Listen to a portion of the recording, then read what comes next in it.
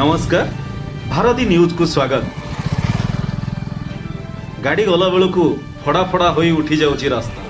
सरकार को कोटी कोटी टंका खर्च होउची लोक मानक गमनागमन करिया पई रास्ता निर्माण को नहीं, किंतु एठी रास्ता तो हेइची, गाड़ी भी जाउची, हेले फड़ा फड़ा हो उठी जाउची। एभली एक घटना घटीची जगतसिंहपुर ग्राम्य उन्नयन विभाग रे व्यापक दुर्नीति गंध बारी होई पड़िछि।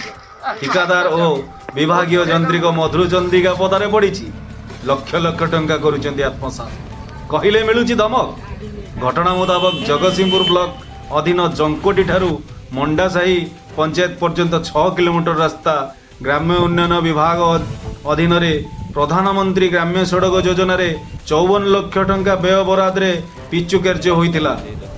एही पिचु अत्यंत निम्नमानर होइतिबा बेले रास्ता निर्माण 3 दिन न पूर्ण रास्ता रे फड़ा फड़ा हो उठी जाउची पिचु। यहाकू स्थानीय ग्रामवासी माने सरपंच पुष्पलता दास को अभियोग कले, सरपंच विभागीय अधिकारी को मध्य अभियोग कले।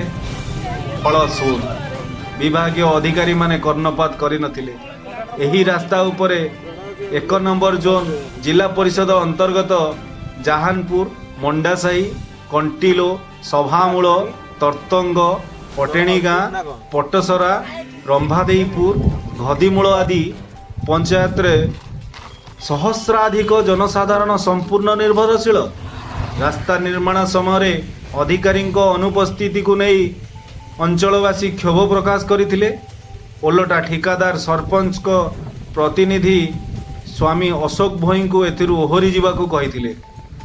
अशोक विजिलेंस रे एही रास्ता निम्नमानर होइथिबा अभियोग करिवे बोली कहिथिले। स्थानीय बासिंदा माने पुनर्बार पिचु निर्माण पई दाबी करिसेंती। जगतसिंहपुर शेख रियाजुद्दीन को रिपोर्ट, भारती न्यूज।